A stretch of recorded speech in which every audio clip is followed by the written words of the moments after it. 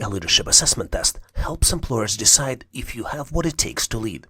It looks at how well you communicate, make decisions, manage a team, and stay calm under pressure. The test is often used for hiring or promoting people into supervisor, manager, or executive roles, and also checks your emotional intelligence, strategic thinking, and integrity. The leadership assessment test includes real-life work scenarios, personality statements, and multiple-choice questions. It's designed to see how you lead, make decisions, and interact with your team. Hi there, this is Vadim from Online Training for Everyone. And in this video, you will have everything you need to get ready and pass the assessment test. In this video, we will walk through real sample questions step by step, so you will not only know what to expect, but also learn how to tackle each part with confidence. I'll share with you the correct answers, detailed explanation, and helpful strategies to boost your chances of passing the test. The questions appear in random order, so I recommend watching the entire video to get the most practice and insight. Before we begin, let me introduce myself. My name is Vadim Michalenko. I hold an MBA and master's degree in computer science. I've worked in the information technology field for over 20 years, and I've spent more than 15 years teaching people how to succeed in their careers. I created online training for everyone and the website howtoanalyzedata.net to help people like you pass interview and assessment tests and get you hired for your dream job. Many people successfully pass their tests after watching videos like this. Hopefully, it will help you as well. If you are short on time and need to prepare quickly for a pre-employment exam, check out the premium practice materials linked in the description and comments below. Before we jump in, make sure to click subscribe and stay updated on the latest questions. Don't forget to like, comment, and share this video. If you have any questions, please post them in comments. I reply to every message. And now, let's go ahead and get started. Your coworker keeps claiming credit for your shared work in meetings. What is the most effective next step?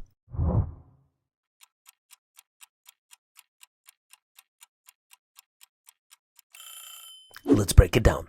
Calling them out or confronting them mid-meeting can look unprofessional. Saying nothing allows the problem to keep growing.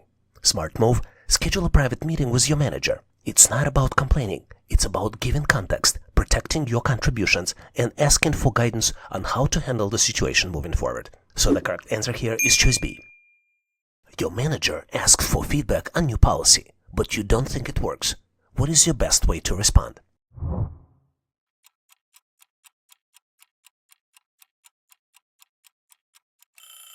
Let's look at your options. Saying it's great just to keep the peace, that's not helpful. Criticizing in front of the whole team, risky and unprofessional. Ignoring the request altogether, you miss the chance to influence change. The best move, share your honest thoughts privately and respectfully. It shows integrity, professionalism, and supports a healthy team culture. So the correct answer here is choice C. A teammate often makes side comments about others slacking off. The mood in the group is getting tense. What should you do?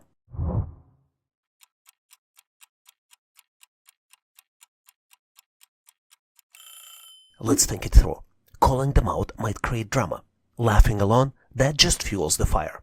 Reporting them skips over a chance to solve it directly. Your best move, have a respectful private chat. It protects relationships, gives them a chance to reflect, and shows leadership without making a scene. So the correct answer here is choice C. You're running a meeting when two teammates suddenly start arguing. What is your best move?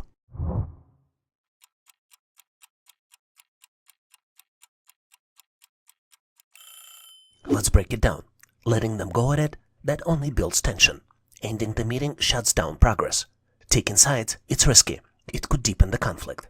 The smart choice, step in calmly and steer the conversation back on track. It keeps the meeting productive and shows confident leadership under pressure. And the correct answer here is choice C. You are praised for a project that took the whole team to pull off. What's the best way to respond?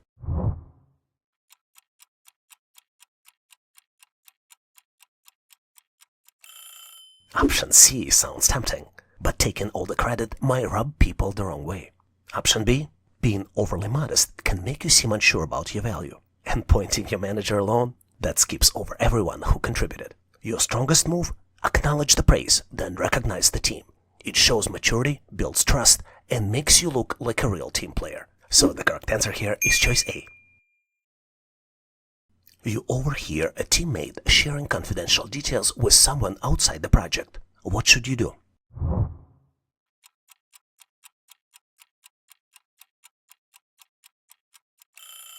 Letting it go might seem easier, but what if it wasn't harmless? Calling them out publicly? That's risky and could embarrass them. Broadcasting a team-wide reminder? That could create unnecessary tension. Your smart move? Speak with them privately and ask if it was intentional. It's respectful, low drama, and gives them a chance to clarify or course correct. So final answer is choice C. You're closing on a major deadline, but one teammate has gone radio silent. What should you do?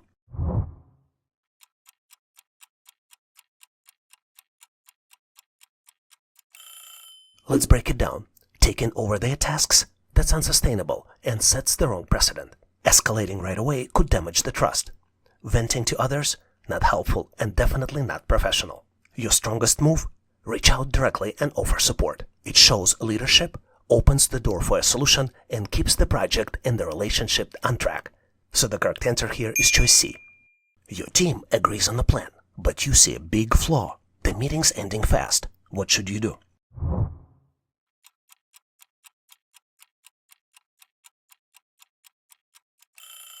Going with the flaw might seem easy, but what if no one else spotted the risk? Stepping back or sending an email later? You will miss the chance to influence the outcome. Your best move? Speak up respectfully while the group is still together. It shows courage, collaboration, and might even save the team from costly mistake. So the correct answer here is choice B. Let's challenge your leadership skills with this intriguing question. What is the best leadership behavior when taking over a team with low morale and trust in leadership? And you have 4 choices to select from. Choice A, enforce strict rules and deadlines. Choice B, organize team building activities. Choice C, listen actively and provide ongoing support. And choice D, replace disengaged team members. Think you know the answer? Think again. Just like in the real test, focus on the question and choose your answer before time runs out. And once you're ready, we'll reconnect on the other side to review it together. Let's go ahead and get started.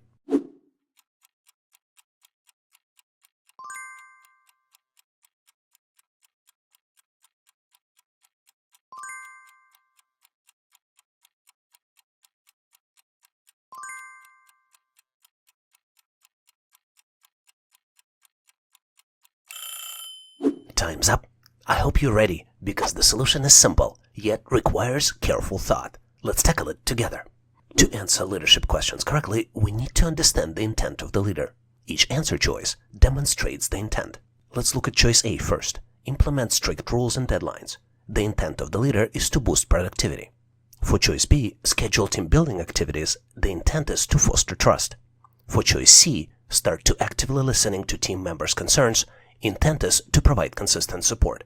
And for choice D, replace key team members who seem disengaged. The intent is remove disengaged team member without resolving any challenges. Which one do you think is the correct one? Let me share with you my thoughts, and I'll share the incorrect answers first, and obviously explain you why they're incorrect. Let's first eliminate choice A. Implementing strict rules is incorrect. I think choice A is incorrect because it can further damage morale and trust. As you might have guessed, choice B is incorrect either. Scheduling team building activities alone is incorrect, as it does not address a deeper concerns. And if you thought that choice D is incorrect, you would be right. Replacing team members is incorrect, because it does not give the existing team member a chance to improve under new leadership. The solution is to start actively listen to the team member's concern. This behavior shows strong leadership by building trust, understanding team dynamics, and creating a supportive environment for long-term morale improvement. And the correct answer to this question is choice C. Start by actively listening to the team concerns and providing consistent support. Are you ready for more? Try this question to see how you would do. What's the best way to handle conflict and rebuild team harmony? Your choices for the answers are choice A, ignore the conflict. Choice B, enforce strict rules. Choice C, mediate with open dialogue. And choice D, separate team members. After you've selected your final answer, post it in comments and I'll share my feedback. Enjoy solving this cool leadership problem. Here's the amazingly cool question, which is easy to understand, but very hard to address in the real life. What is your approach to rebuilding trust after a conflict or misunderstanding? Your choices for the answers are choice A, do not bring up the issue. Choice B, take responsibility and focus on resolving the situation. Choice C, highlight the other person's role in the conflict. And choice D, wait for the other party to make the first move. Just like on the real test, your goal is to understand the question and lock in your answer before timer is up. Once you're ready, we'll reconnect on the other side and review it together. Let's go ahead and get started.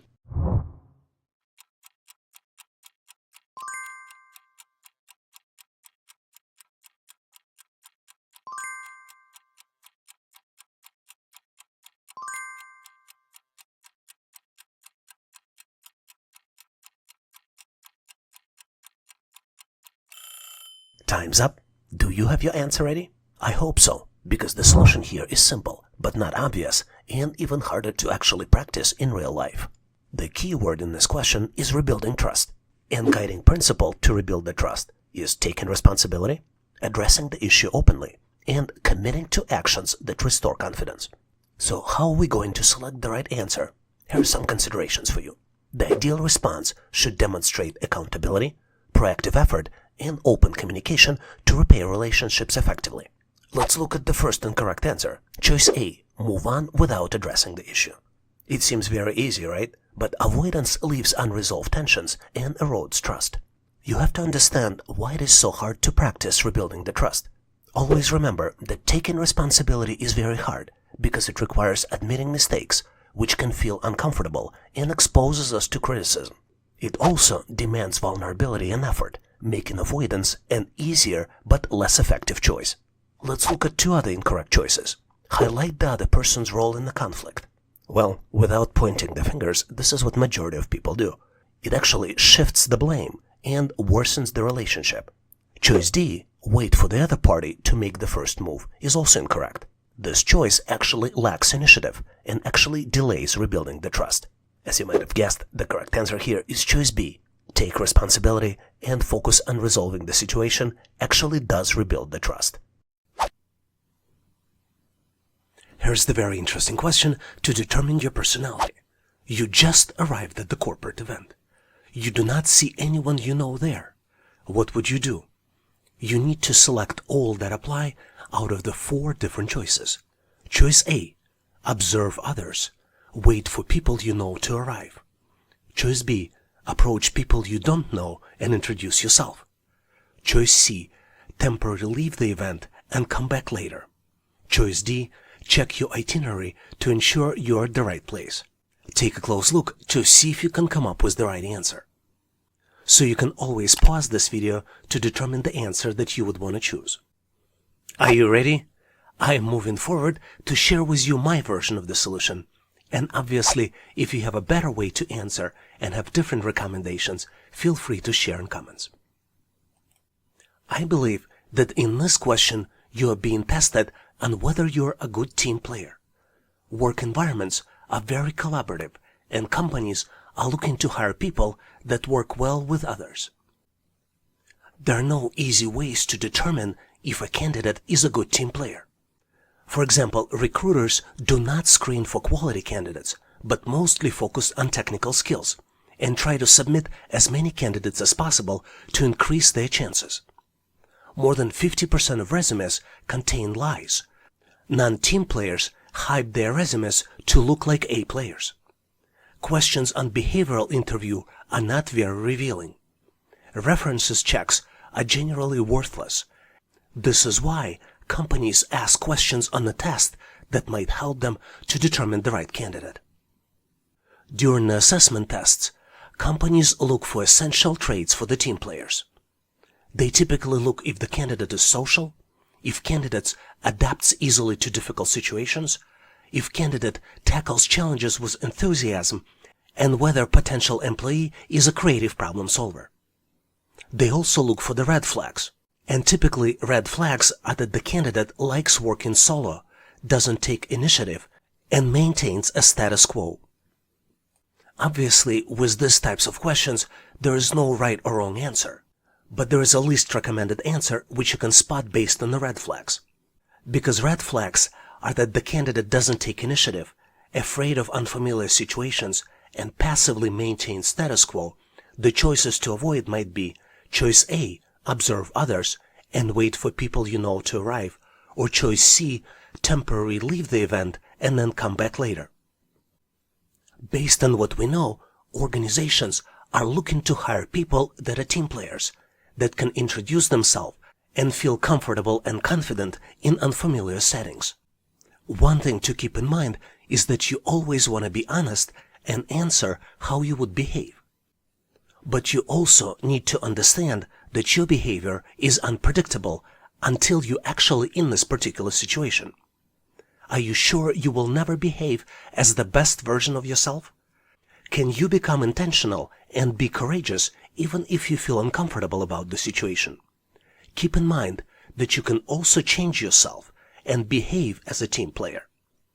Considering that team player traits are being social, being easily adaptable, and being creative problem solver, the most recommended answer here is choice B. Approach people you don't know and introduce yourself. Do you have a better version on how to answer this question? Please make sure to share in comments. Here's a very interesting question to test how you would behave. You are working on the project with other team members, which needs to be completed in the next 9 days. After re-estimating, you realize that you're in danger of missing the deadline. What would you do next? And you have 5 choices to select from, and you need to select all that apply in order. Choice A. You decide to work on the weekend to make up for the lost time. Choice B. You mention your concerns as a first discussion item during the next team meeting. Choice C. You will approach project manager and discuss with her to see if your calculations are correct. Choice D. You prioritize finding a project team member responsible for the delay. And last but not least, choice E. You review project plan to determine other tasks that might be delayed as well. Do you know the answer? Take a close look, maybe pause this video to see if you can come up with the solution. On my end, I am moving forward to share with you my version of the answer. But obviously, if you have a better way to solve it, since the answer is not obvious, please make sure to post it in comments. I believe that the key trait tested as part of this question is transparency, and specifically transparency when working on the project. What is transparency? Transparency when working on the project is defined as a trait of collaborating with others in an open way without the secrets, which means working together as a group where all team members can access all relevant information about the project easily and efficiently.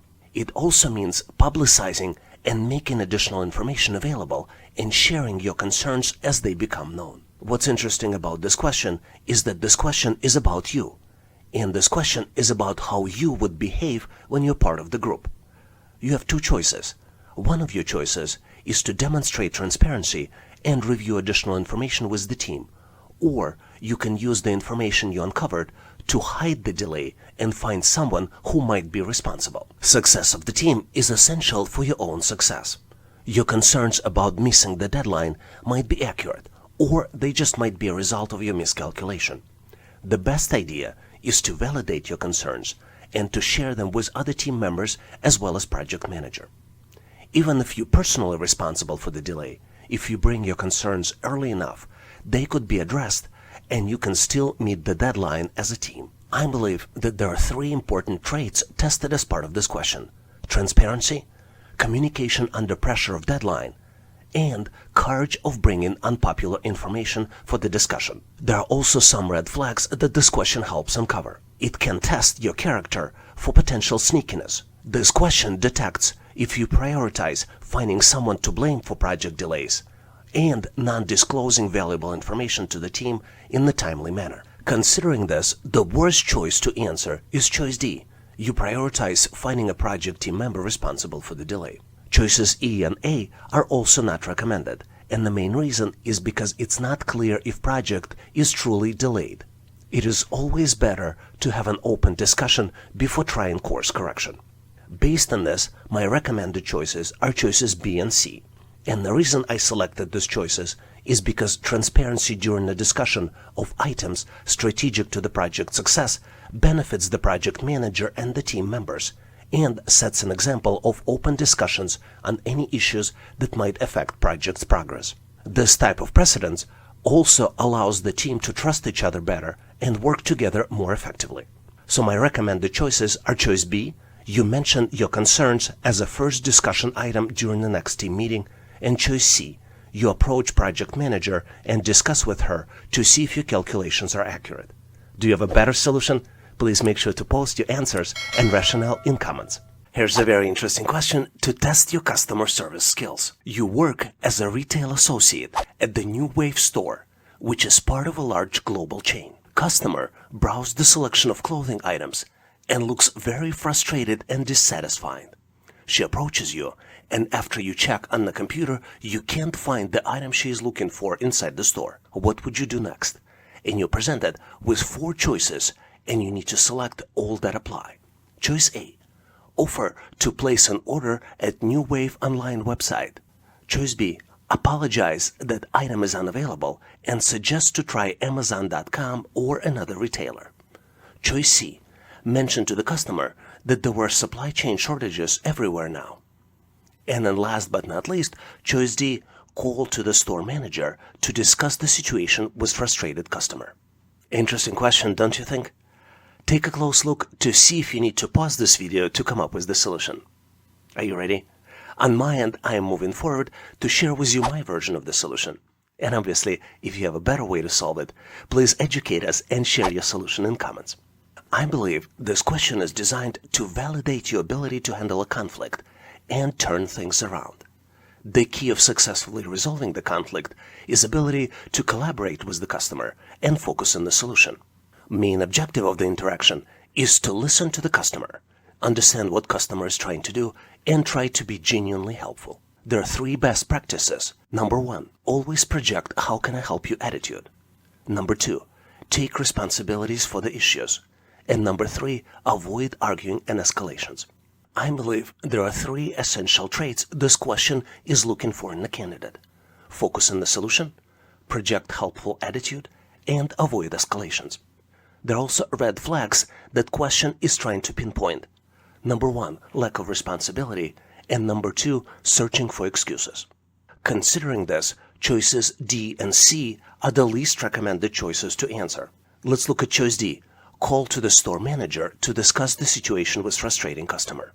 This is the worst one to select trying to resolve the situation because it takes away time from the manager and shows your inability to handle a conflict and resolve the situation. I also suggest that you do not select choice C: mention to the customer that there are supply chain shortages everywhere else now. Your role as retail associate is not to focus on excuses, but find the solution to the customer. Based on this, I believe that the best choices here are choices A and B. Choice A: offer to place an order at New Wave online website. And choice B: apologize that book is unavailable and suggest to try Amazon.com or another retailer.